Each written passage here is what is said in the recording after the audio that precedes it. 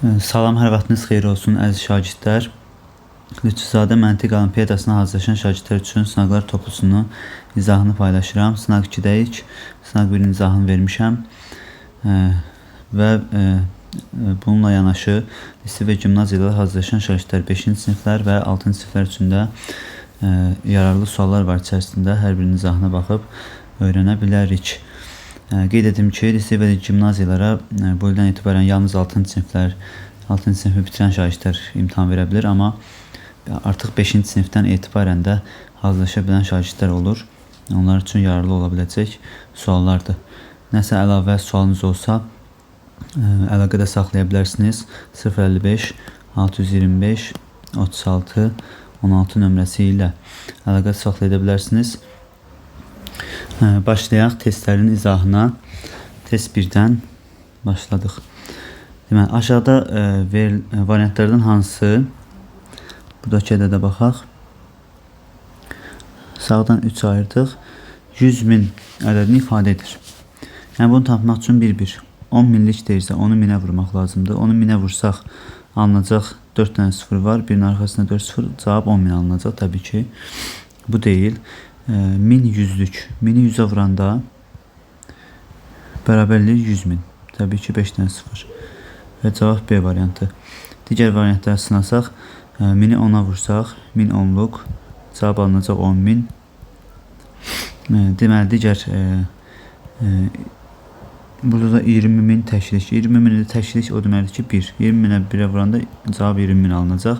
Yəni artıq cavab tapmışdıq. Bizdə B variantı. Keçək ikinci suala.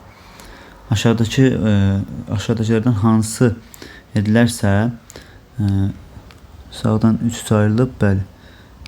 3 987 milyon 654 min 321 ədədi 900.000 azalar. 900.000 azalar. Aşağıdakılardan hansı edilərsə. Biz 900.000 azalacağını biliriksə, onu da ədədimizi yazaq. 987 milyon 654 min 321 və bunu 900 milyon azaldaq.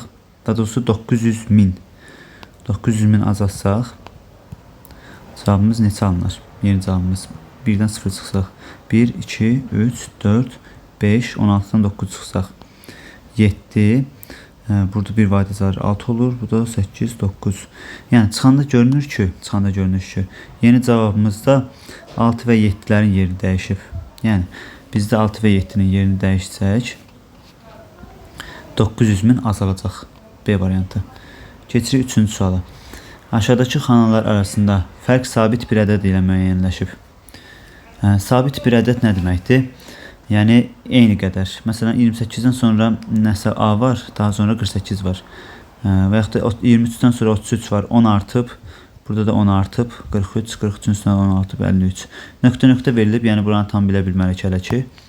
Yuxarıda da görünür ki 48, 28, yəni orada da 38 olmalıdır, yəni 10 artırsa əgər. Çünki fərq sabit bir ədəd deyir, yəni eyni bir ədəd. Fərqimiz 10'dur həmişə. 28, 38, 48, nöqtə 58, 68, 78 bu formada davam eləməlidir. İndi baxaq, bizdən nə istəyir? Buna əsasən A üstəyənsin C çıxılsın B-ni istəyir. Biz A-nı tapmışıq 38. A 38. Biz ümumiyyətlə buradakı iki ədəd arasında fərqi də tapa bilərik. 33'dən 28 çıxanda 5. 53'dən 48 çıxanda 5. Yəni burada da C-dən B çıxanda, baxın C-dən B çıxanda 5 alınmalıdır. Fərq sabit bir ədədə bərabərdir. Yəni bunlar arasında həmişə fərq 5'ə bərabərdir. Ona görə B ilə C-ni ümumi olaraq tapmaq ehtiyac yoxdur, amma C-dən B çıxanda 5 alınır. Yəni 38'in üstündə 5 gəlsək, cavabımız 43 alınır. C variantı. Yerinə ədədlə qoyub hesablaya bilərsiniz. Məsələn, bura 53'dür. Ardıcıl davam etdiyini fikirləşək. Əslində nöqtə qoyulub. Ardıcıl davam etdiyini fikirləşsək, bura 63, bura 73 olacaq. 63, 73 olacaq. Və burada da 78 olacaq. Əgər bunlar arasında fərq 5'dirsə, C-nin yerinə 78, daha doğrusu C-nin yerinə 73, B-nin də yerinə B-nin yerinə 68 daha doğrusu. 5 dənə kiçik olmalıydı bu formada. Əsas C ilə B-nin arasında fərqi tapmalıyıq.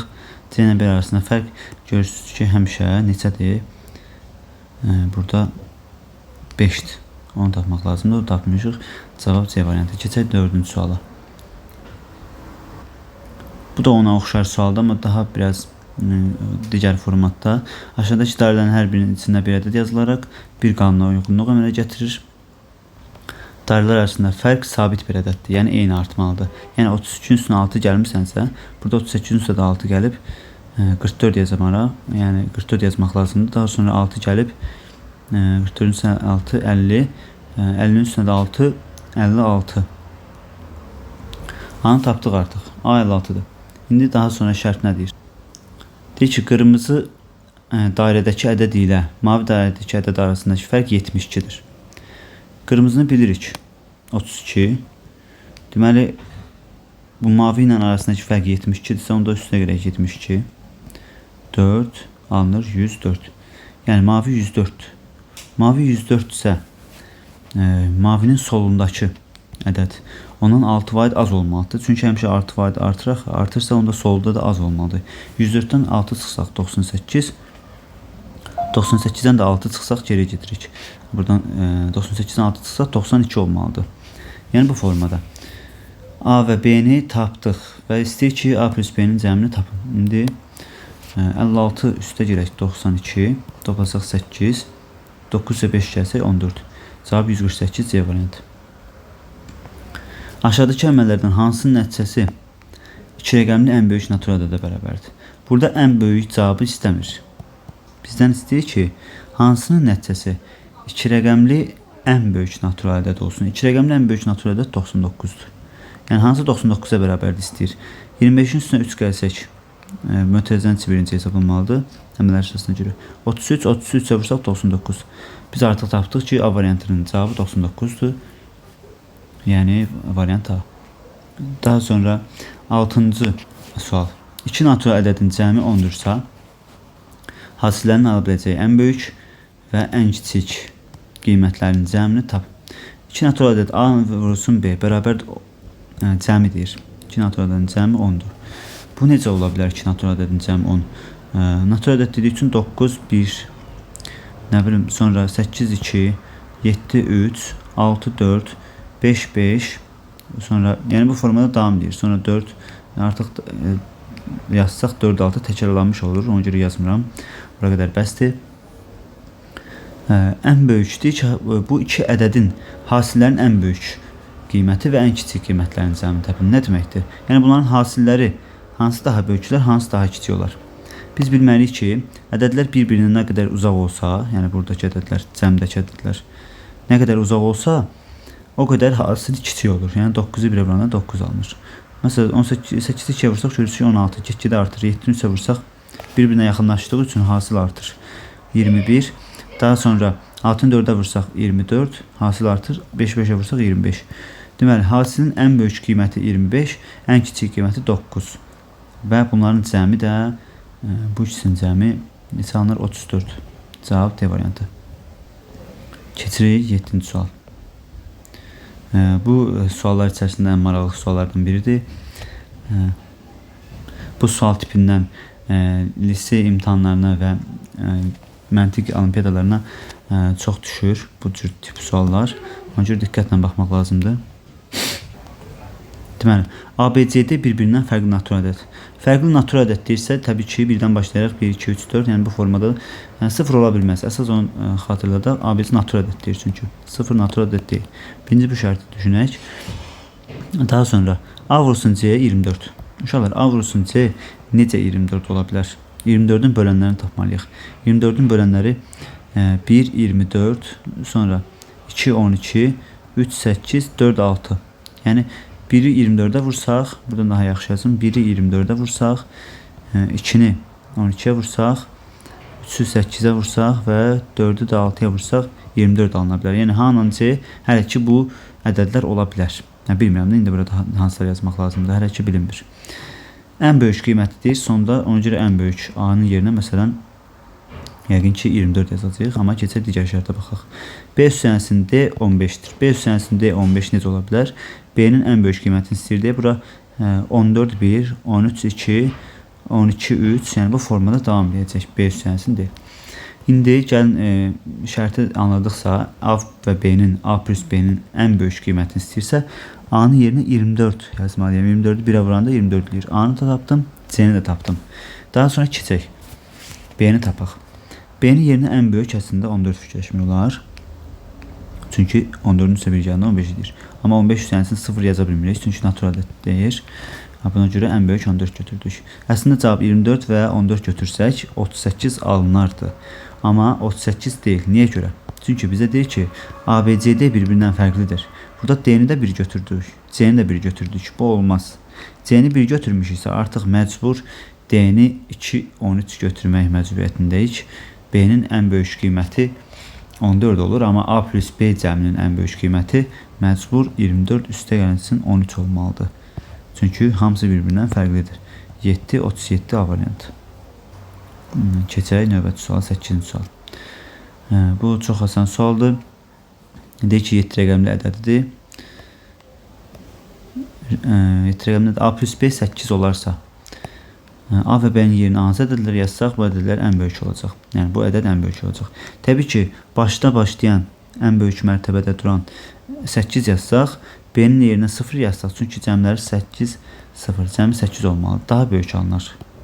B variantı.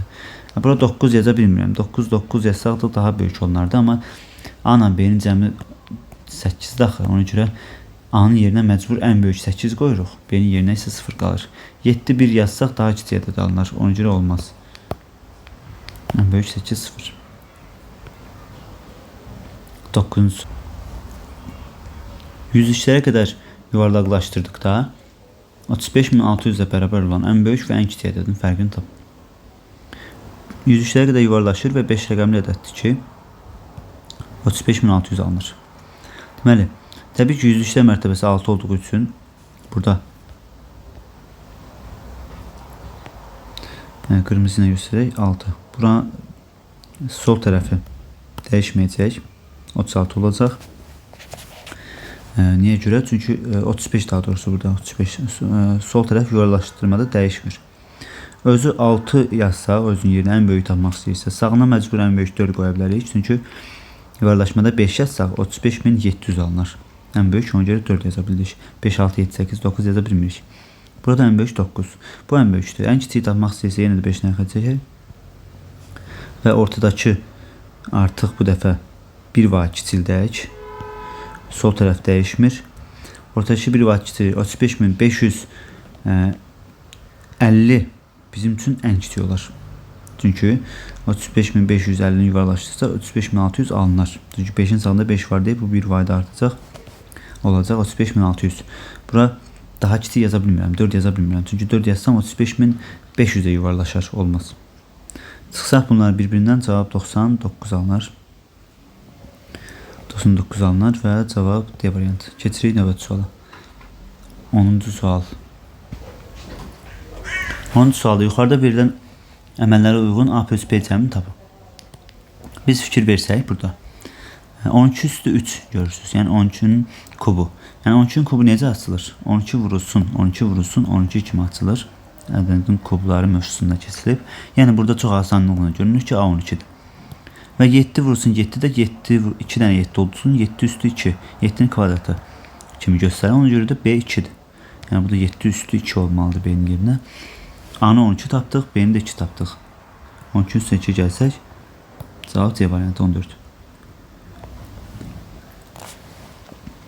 Aşağıda 11-ci suala keçdik. Aşağıda verilmiş kartların hər iki yüzündə natural ədədin kvadratları yazılıb. Yəni, 3-ün kvadratı, 5-in kvadratı və arxa üzvlərində də var. Hər hansı bir ədədin kvadratı. Eyni kartın hər iki yüzündəki ədədlərin cəmi, eyni kartın, məsələn bu kartın, başqa üzündəki ədədin cəmi də yenə də bir ədədin kvadratına bərabərdir deyir. Yaxşı başa düşdük. Verilən variantlardan hansı kartın arxa üzündəki yazıla bilməz? Gəlin verilən variantları birinci hesablayaq. Ümumiyyətlə buranı hesablayaq birinci. 3-ün kvadratı 9 deyir, yuxarıdan yazsam. 5-in kvadratı 25 deyir. 6-ın kvadratı 36 deyir. 8-in kvadratı 8 vurulsun 8, 64 deyir. Daha sonra cavablardakı variantları yazaq. 4-ün kvadratı 16. 8'in kvadratı 64. 10'un kvadratı 100 və 12'in kvadratı 144 deyir. İndi variantlarla hansı yazıla bilməz deyir variantlardan. Ona görə variantlarla hesablama məcburiyyətindəyik. Məsələn 16 üstə 9 yazanda mən bilirəm ki 16 üstə 9 gələndə. Sizə baxın 16 üstə 9 gələndə neçə eləyir? 25 eləyir və 25 də 5'in kvadratıdır. Yəni oldu. Bu alındı. 4'ün kvadratı ilə 3'ün kvadratı toplayanda 5'in kvadratı alınır. Bu alınır. Sonra keçək. Başqa nə fikirləşə bilərik? Burada fikirləşsək 100 və 36. Şöyle. Burada 100 ilə 36'ını toplasaq əslində alınmır. 100 və 20 100 ilə heç bir şey toplayanda alınmır görünür ki. Başqa nə düşünə bilərik? 100 ilə 64. Baxın bu daha doğrusu 36 ilə 64. Çünki 36 üstə 64 gələndə neçə eləyir? 100 eləyir və 100 də onun kvadratıdır. Yəni B variantı da çıxdı. B variantında gələ bilirik. 3-cünün üzərinə gələ bilirik. Daha sonra fikir versək burada 144'ün üstünə 25 gəlsək, fikir verin burada. 144'ün üstünə 25 gəlsək, alınacaq 9 169. 169 onun için kvadratıdır. İndi burada siz ədədin kvadratlarını bilməlisiniz ki, bunu daha yaxşı anlayasınız. Əzbər bilməlisiniz. Ona görə bilməyənlər anlamaya bilər misalı. Onun için kvadratı 169'dur. Yəni D variantı da oldu. D variantı da uyğun oldu. Amma 100 ilə buradakı 100 var. Buradakı cavablardan hər hansı biri 100'ün üstünə 64 gələndə 164 məsələn. 164 heç nəyin kvadratı deyil. Və yaxud da 100'ün üstünə 36 gələndə 136. 136 da heç bir natural ədədin kvadratı deyil. 100'ün üstünə 25 gəlsək, məsələn, yenə də 125 heç bir natural ədədin kvadratı deyil. 100'ün üstünə 9 gəlsə də heç bir natural ədədin kvadratı deyil. Ona görə cavab onun kvadratı olmaz. Yaxşı, keçdik 12-ci sual. Deyir ki, 7 rəqəmli bu ədəd var. Üçbucaq və kvadratın olduğu mərtəbələrdəki rəqəmlərin mərtəbə qiymətlərinin cəmi budur və bunlardan çıxmaq istəyir. Təbii ki, mərtəbə qiymətlərinin cəmi deyirsə, onda biz təbii ki, bilirik ki, bura 7'dir, bura 4'dür və sırayla da 7, bax, bura 0, 4, 0, 7 bu formada göstərilib. 7. Yəni üçbucaq 7'dir, kvadrat isə 4'dür. 7'dən 4 çıxanda bu asan biraz sual oldu. 3. Mərtəbə qiymətlərini yəqin ki anlayır hər bir uşaq. Əgər kiminsə bilmirsə baxsın, bir daha izahlayayım. 1, 9, 7, 2, 4, 5, 7. Ədədimiz olur 1.972.454. Bu ədəddə 7 və 4'ün mərtəbə qiyməti necə tapırıq? Məsələn 7 mərtəbə qiyməti burada 7 arxasına sıfırlar 4 dənə ədəd var, 4 dənə rəqəm. Sonra 4'ün mərtəbə qiyməti 4 arxasına 2 0, 7 mərtəbə qiyməti bu. Toplayanda 7 0 4 0 7. Baxın buradakı ədəd alındı. Keçən 12-ci. Daha doğrusu 13-cü sual. 13-cü sual da çox asandır. Niyə görə? Çünki hər hansı bir 3 rəqəmli ədəd 2 rəqəmli ədədə vurub və cavab 8648 alınıb. 2 vuruqu bir-birinə vurub hasili tapırıqsa, birinci vuruqu tapmaq üçün elə hasili 8648-i bölməli 23'ə. Böləndə neçə alınır? 3 üçün 9, 3 2 6 69 çıxanda alınacaq. Burada 7 1 17 7 dalına bir dənə 4 174'ün içərisində neçə dəfə eləyər? 7 dəfə alınsa görək alınırmı? 7 3 21 7 2 14 161 çıxanda 3 burada da 1 138'in içərisində neçə dəfə olar? 23. Təbii ki 6 dəfə 6 3 18 6 2 12 13 138 çıxanda 0. Yəni 376 ABC-ni tapdım 376. Bizdən də elə ABC-nin cəmini istəyir, rəqəmlərin cəmini. Heç D, E, F-ni tapmağa ehtiyac olmadı buradakı. ABCD-ni 376 tapdım və rəqəmlərin cəmi də 16.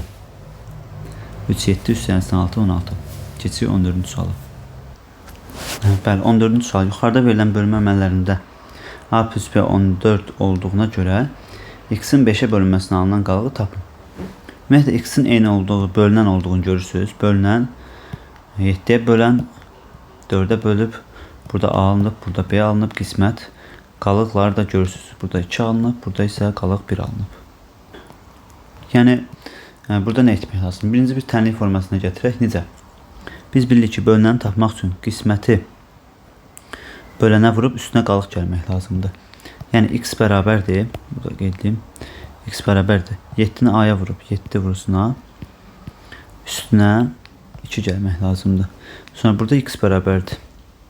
4-ü b-yə vurub, yəni böləni qismətə vurub üstünə qalıq 1 gəlmək lazımdır. Və bunlar da bir-birinə təbii ki, bərabər olmalıdır. Çünki ikisində də x-dir. Bölünənimiz eynidir. Yəni 7a üstəgəlsin 2 bərabərdir 4b plus 1-ə. İndi daha sonra nə etmək lazımdır? A plus B 14. A plus B 14 necə ola bilər? A plus B 14. Ya A 13 1, 12 2, 11 3, 14, 9 5, 8 7, 7 6, daha doğrusu 7 6 yox, 7 8 yenə. Cəmi neçə olmalıdır? Bizim üçün 14 olmalıdır. Burada da səhvli yol verdim. 8 6. Sonra 7 7. Sonra 6 8. Bu formada davam edir. 6 8 5 9 4 10 3 11 2 12 3 10. Daha doğrusu burada da 1 13. Yəni A ilə B bu qiymətləri alsa 14 alınar cəmləri. İndi daha sonra bunlar arasında seçim etməliyik. Hansı yerinə yazsaq, A ilə B-nin yerinə yazsaq cavab alınar. Bunu hər biriniz özünüz sınamalısınız. Təbii ki, görürük ki, burada 7-ni A-ya vurub, yəni 7-ni daha kiçik ədədə vurmalıyıq. B-ni daha böyük ədədə vurmalıyıq. Daha doğrusu B daha böyük olmalıdır ki, çünki 4-ə vurmuşuq. Amma A-nı 7-yə vurmuşuq, böyük ədədə vurmuşuq. Yəni buradan ən azından bir məntiq olaraq görürük ki, A B-dən kiçikdir. A B-dən kiçikdir. Məsələn sınayaq. A B-dən kiçikdir variantları buradan var. Buradan aşağı.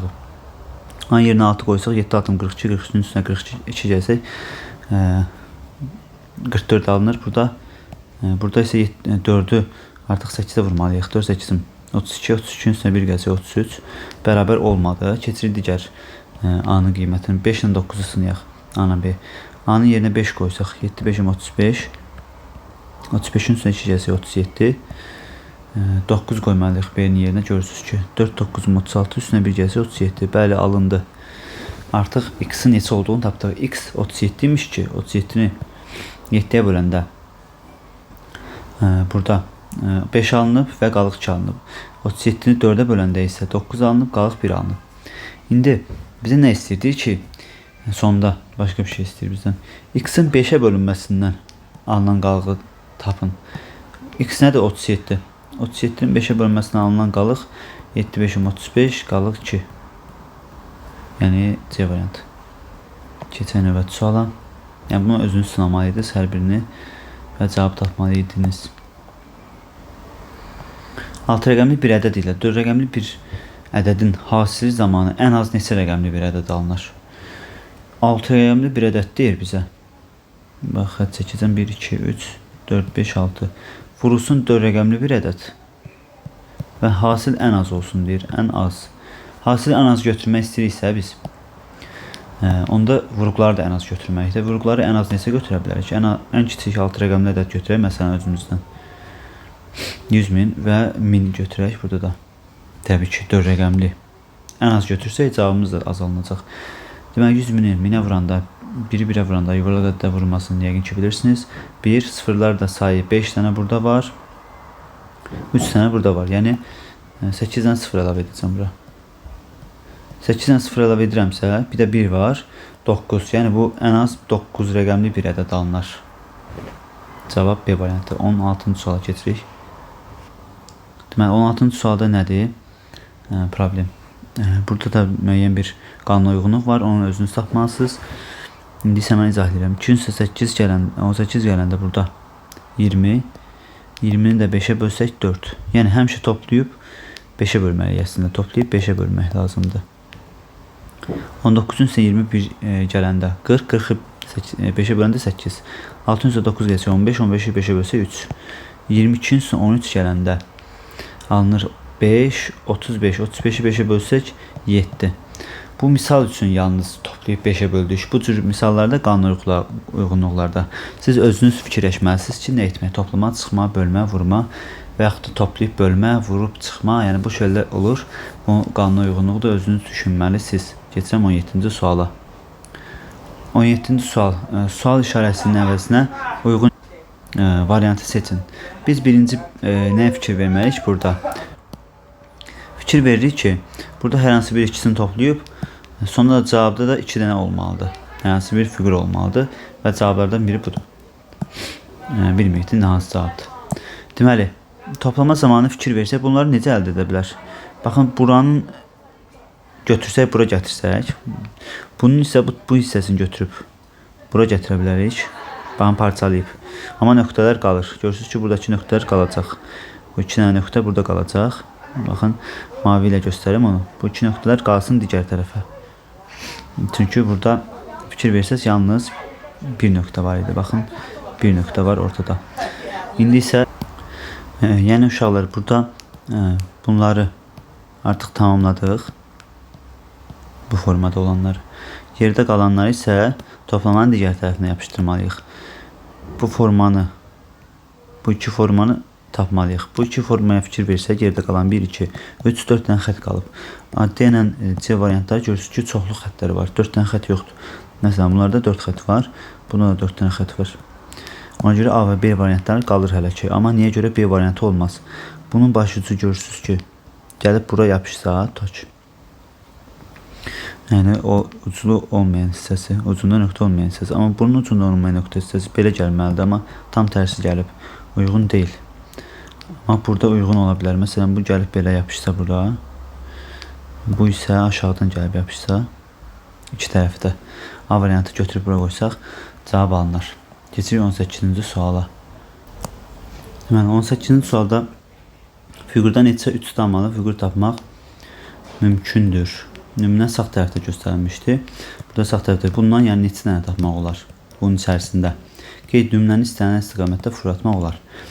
Yəni istənilən istiqamətdə fırlatmaq olar o deməkdir ki, yəni bunu tərs də çevirə bilərik. Məsələn, bunu çəksəm burada. Bu nümunəni çəksəm. Bu formada görsənir. Amma məsələn, bunu tərs tərəfə çevirmək desə, bu formada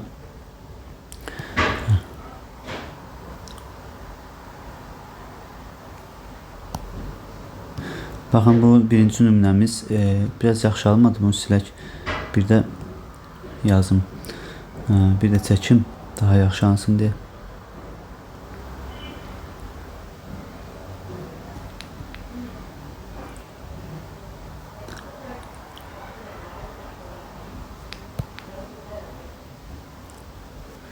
Deməli, bu fiqurdan bunun içərisində neçə dənə olar? Yəni bunu fırlatmaq istəsə əgər, yəni bu formada da fırlada bilərik sağ tərəfə, sonra yuxarı və sol tərəfə də bu formada 90 dərəcədə döndürə bilərik. İndi qaydaq başdan sayın sayaq, tapaq. Yəni ilkin olaraq baxsaq buradan bu formada ilk yaxşı birinci tam tərsi olan əsl fiqura baxaq. Yəni bu fiqurun neçə dənə var içərisində tapaq. Burada baxsaq bir dənə buradan götürmək olar. Bir dənə buradan götürmək olar. Daha sonra bir dənə buradan 2, sonra 3. Burada yenə qalxıb 4, 5 və 6 dənə. Yəni baş aşağı olandan 6 dənə seçə bildik. Daha sonra bunu tərs çevirsək 180 dərəcə. Burada yenə bir fiqurdan var. Bir dənə, 2 dənə, 3 dənə. Daha sonra bu tərəfdə 4, 5 və 6 dənə yerləşdirmək olar. Yəni buradan da 6 dənə və digər formalarına 90 dərəcə döndürəndə də yenə 6 dənə içərisindən tapılacaq təbii ki. Bunu fırlatmağa çalışaq. Bir dənə buradan var. 2 dənə belə olar. Üçüncü belə. Sonra aşağı düşsək 4, 5 və 6-cı. Bunu bu tərəfdə də çevirsək. Bir dənə buradan 1, 2, 3, 4, 5 və 6-cı. Yəni hər 4 istiqamətdə 6 dənə tapmaq oldu. Cavab 24. Arxasında cavablarda 12 göstərir, amma məncə səhvdir. 24 olmalıdır. Keçək növbəti suala. Özünüz gördünüz, yəni bunu 4 formada fırlada bilirik. Əsas onu anlayasınız. Yəni bu fiquru olduğu kimi bir 180 dərəcə tam əksinə sağa və sola da fırlatmaq olur 4 cür formada. Çünki şərtdə özü deyir ki, nümunəni istənilən istiqamətdə fırlatmaq olar. 19-cu sual. Bu da asan sualdır, maraqlı sualdır və bu da ondan daha asandır. Deyir ki, fiqurun içərisində aşağıdakı fiqurlardan hansını yerləşdirmək mümkün deyil. Yəni bu fiquru necə yerləşdirə bilərəm içərisində? Baxın, burada çəksəm, daha yaxşı görsənəcək. Bu fiquru çəksəm,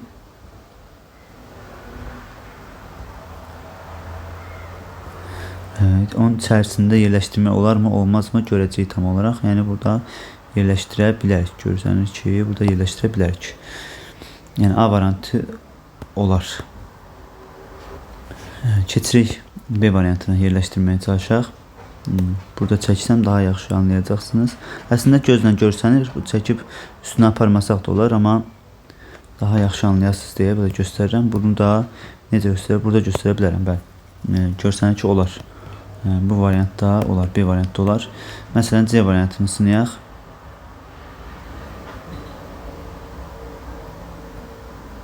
C variantı bu şəklin içərisində olarmı? Təbii ki, burada qoysaq alınır. C variantı olar.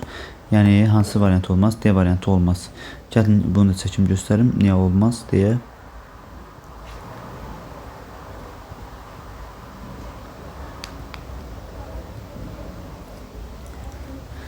Deməli, bu fiquru götürsək, içərisinə bunu silək. Tam yerləşməyəcək. Yəni biri həmişə çölə çıxacaq. Hardan baxsaq da biri həmişə, ən azından biri ikisi çölə çıxacaq, alınmır. D variantı cavab. 20-ci sual. 20-ci sualda maraqlı sualdır. Burada toplama, çıxma, bölmə, vurma kimi qanuna uyğunluqlar fikirləşməliyik. Toplasaq, birinci fikirləşsək 1, 81. 81 9-un kvadratıdır. Deməli, burada kvadratlar qanunu işə düşə bilər. 14-ün üstünə 11 də gəlsək, 14-ün üstünə 11 gəlsək 25 alınacaq. 25 də 5-in kvadratıdır. 62-nin üstünə 38 gəlsək 100 alınır. 100 də onun kvadratıdır. Deməli, 18-in üstünə 18 gəndə 36. 36 neçənin kvadratı? 6-nın kvadratıdır. B variantı. Keçirik 21-ci sual. Şəkildə eyni cisim 5 eyni ölçülü kubdan düzəldilib. Burada görürsünüz 5 dənə kub var. Bu cismə göstərilən şəkildə bu adam burada sol tərəfdə görürsünüz ki, yandan baxır. Aşağıdakılardan hansını görər? Təbii ki, arxadakını görməyəcək, birini görməyəcək. Bu mavi yuxarıda olacaq. Sağında yaşıl var. Bax, bu yaşıldır, bu mavidir. Belə mavi ilə göstərsəm daha yaxşı alınır. Bax, bu yuxarıda mavidir, arxasını görürsən bir yaşıl. Yaxşı yaşılla göstərim. Bu yaşıldır. Arxadakı qırmızıya oxşar rəng, biraz qara tünd rəngdə olacaq və aşağıda da narıncı rəng. Narıncı rəngi də bundan göstərim. Əslində bu narıncı deyil, qırmızıdır. Yaxşı narıncı rəng göstərim. Bu formada. Yəni B variantı uyğun gəlir. Bu sol tərəfə baxır. Bunda artıqdır, bunda da artıqdır. Birini görməməliyik normalda. Çünki arxadakını bu mavi qoymayacaq, qırmızını görsün. Keçirik 22-ci suala. Deməli, burada nə deyir? Burada deyir ki, samanın dayısı onun ilk ad günündə 1 manat. Məsələn, birinci ad günündə 1 manat verir. Daha sonra hər ad günündə isə əvvəlki ad günündən 2 dəfə çox pul verəcəyinə söz verir. Samanın dayısı 10-cu ad günündə təqribən neçə manat pul verəcək? Hər dəfə 2 qat çox verəcək. İkinci ad günündə 2 manat. Yəni birinin 2 qatı 2-dir. Üçüncü ad günündə 2-nin 2 qatı 4 manat. Dördüncü ad günündə 4-ün 2 qatı 8 manat. Sonra 16 manat. 2-yə vura-vura gedirik 16. Bu 5-ci ad günü. 6-cı ad günündə 16-nı 2-yə vuranda 32. 7-ci ad günü 32-ni 2-yə vursaq 64. 8-ci ad günü 64-ü 2-yə vursaq 128. 9-cu ad günü 128-i 2-yə vursaq 256. 10-cu ad günü 256-nı 2-yə vursaq 512. 512 təqribən deyir. Neçə manat pul verəcək? 10-cu ad günündə 512 manat, yəni 500 manat təqribən pul verməlidir. Bu sualın da arxasında cavab A variantı göstərilib, amma xeyr. Çünki 11-ci ad günündə 1024 alınır. O da 1000-ə yaxındır, amma 11-ci ad günü olduğu üçün bizə 11 yox, 10-cu ad günü lazımdır. O cavab 500 alınır. Nəsə xüsusi fikriniz varsa yorumlarda bildirə bilərsiniz bu iki suala görə. Bəlkə nəyisə gözdən qaçıra biləriksə əgər deyə bilərsiniz. Keçək 23-cü suala. Deməli, Aşağıdakilerden hansı 3D fiqurun üstten görünüşüdür? 3D fiqurun üstten görünüşü. Burada fikir versək, məsələn,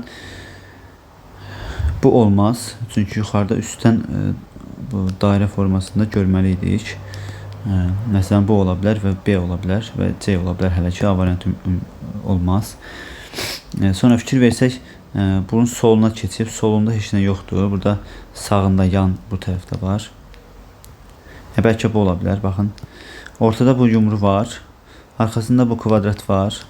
Bu uyğun gəlir, bu uyğun gəlir. Bir də bunu üstdən baxanda, 3D fiqura baxanda, üstdən o dairə kimi görsənmir. Çünki dairənin üstü deyil axı, yan tərəfidir. Yan tərəfində elə bu təxmini bu forma kimi görsənəcək, o da kvadrat görsənəcək. Ona görə C variantıdır. Heç biri deyil, C variantı uyğun gəlir. Üstdən baxanda o dairə kimi görsənməyəcək, belə görsənmir. Çünki bu formada yan yatızdırılmış formasındadır. Ona görə C variantı uyğun gəlir. Yenə də sizin nəsə fikriniz olsa bildirə bilərsiniz. Keçək 24-cü suala. Aşağıdakı qanuna uyğunluq müəyyən edin, sual işarəsinin əvəzinə ədəd tapın. Fikir versək, ortadakı ədəd 27. 24-ün 2 yuxarısında, 2 aşağısındakı ədədlər onun hasilidir. 27 necədən alınır? 3 vursun 3, 9, 9'u 3'e vuranda 27, 27 ilə 1'e vuranda 27. Sonra bu 36, onun ətrafında olan 4 dənə o, yuxarıda və aşağıda 4 dənə ədədin hasilindən yaranır. 3'ü 6'ya vursaq 18, 18'i 2'ye vursaq 36, 36'ını da 1'e vursaq 36. Sual işarəsini tapmaq üçün ulduzun yuxarısındakı 2 dənəyə baxırıq. Alt 4'üm 24, 24'ü 2'ye vuranda 48, 48'i 1'e vuranda 48. Cavab D variantı. Keçirik 25-ci suala. Deməli, burada yenə də burada nə etmək lazımdır? Birinci cərgəyə baxmaq lazımdır, hərflərə. Ən birinci. Burada 2 dənə T var, 2 dənə T var. 2 dənə də K var. Fərqli olan i-dir. Yola fikir versəz, i yoxdur. Yəni daha doğrusu bir dənə də i-dən, amma 2 dənə T var birinci cərgədə. 2 dənə üçbucaq var, baxın. 2 dənə kvadrat var.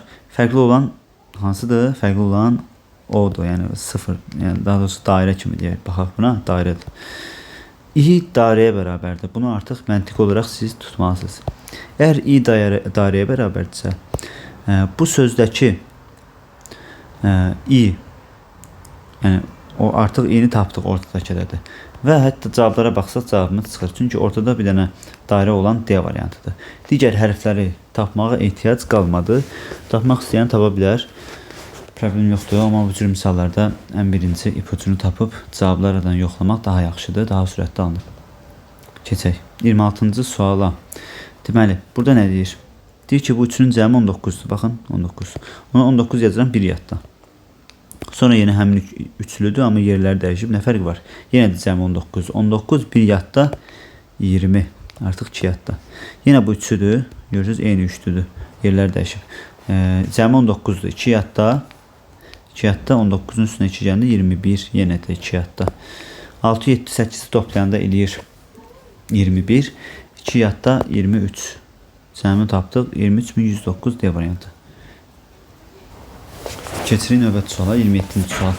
Deməli, verilmiş prizma 3 müxtəlif fiqurun birləşməsinə əmələ gəlib. Görürük, mavi, boz və qırmızı hissələr var. Mavi fiqurun forması aşağıdakilərdən hansıdır? Mavi fiqur görürük ki, ancaq ikili formada uzanıb. Yəni, burada üçlü formada uzana bilməz, üçlü formada uzana bilməz, üçlü formada uzana bilməz. Buradan çox azanlıqla görünür ki, C variantı. Hətta C variantı beynimizdə də düşünsüb bura qoysaq, yuxarıda 3 dənə var, görürsünüz buradakı 3 dənə. Yəni, tam uyğun gəlir. Keçirək növbəti suala. 28-ci sual çox asandır, çünki 8 boş qutunun içinə aşağıdakilərdən hansını yerləşdirmək mümkündür? Təbii ki, 10, 1, yəni hər birincisi bir rəqəm şir. Çox asan, yəni bu qədər. Cavab A variantı, 11 şir. Əgər bu maraqlı sualdır, buna diqqətlə baxırıq. Əgər bu gün bazar günüdürsə, bir il sonra hansı gün olar və bir ilimiz 365 gündür, bunu qeyd edib. Bu qeyd bizim işimizə yarayacaq təbii ki. Deməli, bazar birinci həftənin günlərini yazaq. 1-1. Birinci gün bazar ertəsi.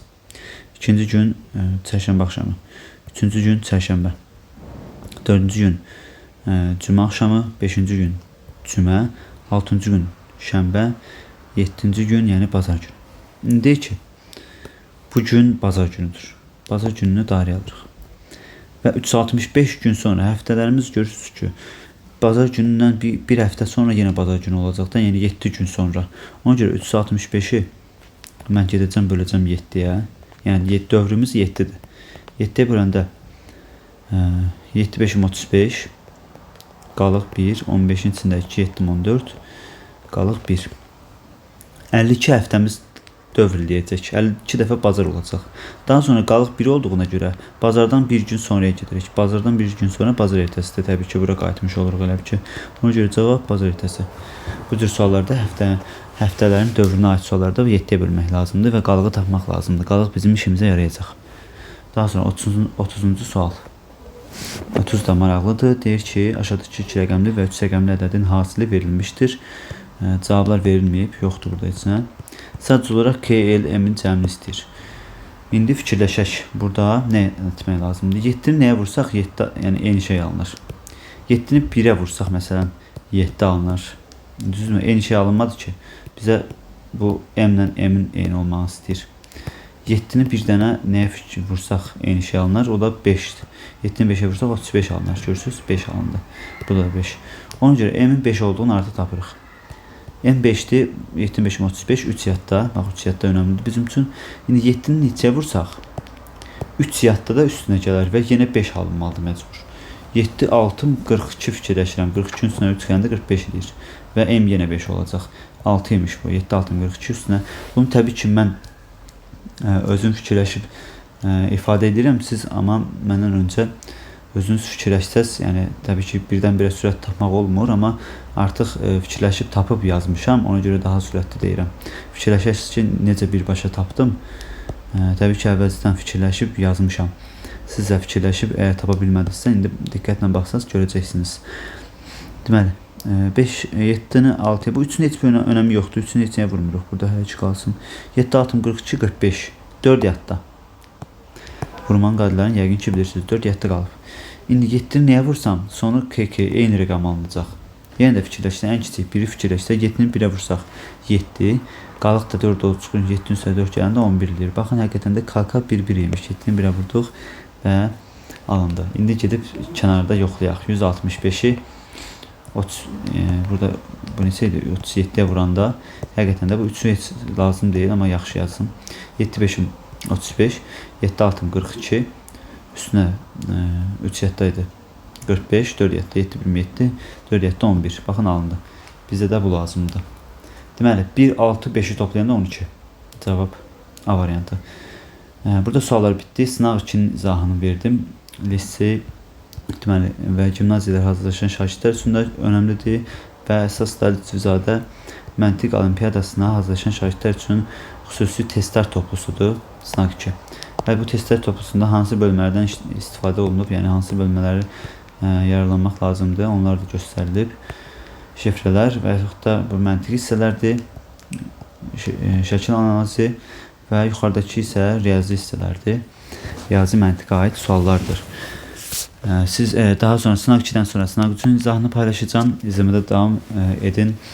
Videonu paylaşıb bəyənib paylaşmağı unutmayın, zəhmət olmasa. Bugünlük bu qədər videomuz. Sağ olun.